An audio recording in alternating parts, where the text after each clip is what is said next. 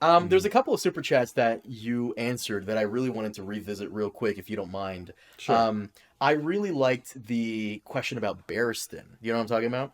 That's an interesting question. Well, now would Selmy have interfered on the steps of Baelor to stop Ned's execution? Um, I don't know.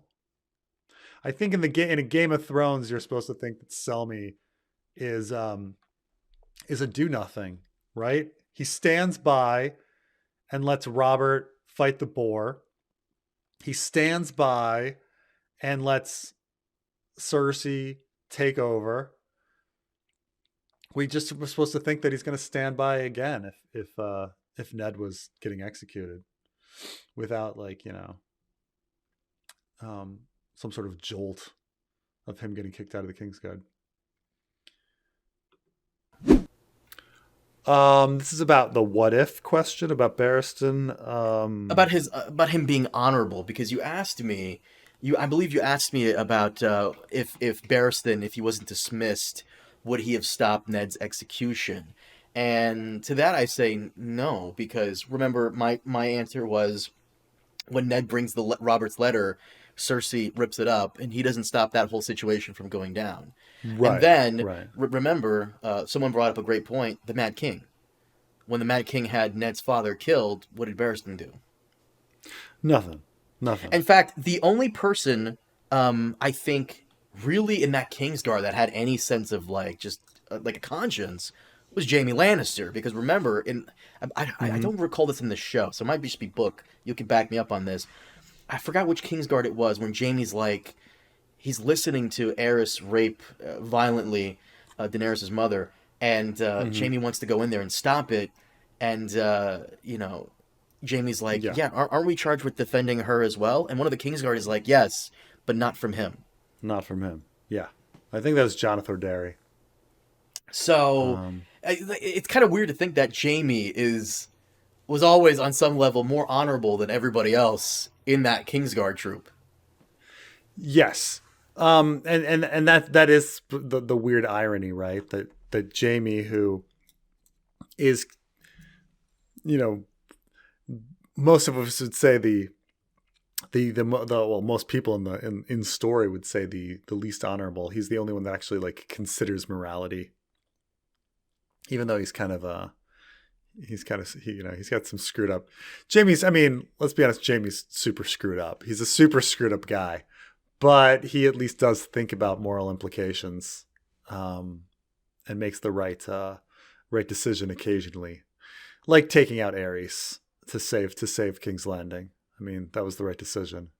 And Barristan, for the most part, is somewhat self-serving because he only chose now, after he was dismissed, to go help Daenerys. He didn't do it before.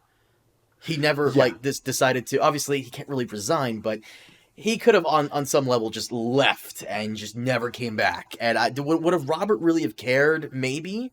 Because Robert, I believe Robert sent a lot of assassins against Yeah. Daenerys. Yeah, right. So, I mean, like, in many ways, I don't know if like George was intending all of this with Barristan or not, or if it's something that fans have pointed out. But Barristan, when it comes to morality, kind of sucks, right? Like if we go through like what he did, okay, he stood by and did nothing while Ares like committed how many atrocities, including like roasting Rickard Stark alive and choking Brandon.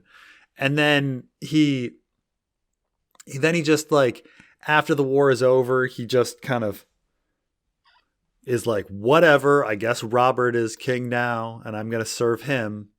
So he had no loyalty to the Targaryen. So, I mean, that's the thing is you're like, okay, in those situations where he did nothing when Aerys was clearly being immoral, one could say, well, he was being a loyal Kingsguard. But then he just turns around and serves Robert. So he had no loyalty to the Targaryens to start. Like then what is his basis? Like what is his like moral code? It's really hard to like pin down. And then after he's kicked out of the Kingsguard, he then like goes off to serve Viserys, but then Viserys is dead, and but then he's like suspicious and doesn't know if he should serve Daenerys because Daenerys might have the taint. So he like hides as Arstan Whitebeard until he figures out if she's like not crazy enough, even though he seemed to be willing to serve crazy Viserys. And so he's kind of just this like do nothing character. And then with kind of this shifting moral code. And then you kind of are supposed to sit there and go, oh, yay, it's great that like Barristan is finally taking action and becoming his own man at the end when he overthrows Hisdar. But you kind of realize he's been manipulated by Skahaz. And so, yeah, Barristan, he's kind of an idiot. He's kind of an idiot boomer, man. He's just, he thinks he's all moral, and he's really just has a pretty shifty and shady like sense of morality. Even the like he could have held true, like the Three Kingsguard at the Tower of Joy.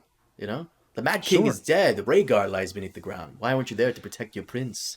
Our prince wanted us here. Even though the war is essentially over, with the exception of this last battle, right. Arthur Dayne and Hightower and who's the third? I always forget him. Went. All of them stayed true. Stayed loyal. Yeah. Barristan, you have to, in the fanfic, you have to bring this up. So there has to be a character that calls out Barristan's bullshit. You have to do that. Oh, I mean, I think it'll happen. You have to do that. It has to be done 110%. There's a lot of these moral questions that I realize that have to be brought up. Like, I think how we were discussing like Jaime and Tysha, and how like Jaime's Tysha lack of thinking about Tysha, and him wondering like about like Tyrion loving him and stuff like that. I realized that we kind of have to like bring that up. That we have to bring up Tysha from Jaime's point of view. Have to bring up like Barristan's morality and like what he was thinking about just switching king to king and stuff like that. So how do you bring up Tysha in Jaime's storyline now? Like, is this something he thinks about on his way there? Because remember, I believe Brienne is escorting him to Lady Stoneheart. Yeah. So I mean, at some point, he's just gonna, as just a random aside thought, have it be brought up, or have him think about it at some point. Mm-hmm. A lot of these moral questions need to kind of be brought up. All these problems that people have had with the, it's sort of like if you were to make a sequel to Lord of the Rings, would you bring up the evil orc? Moral question, It seems like it has to be brought up. Yeah, true.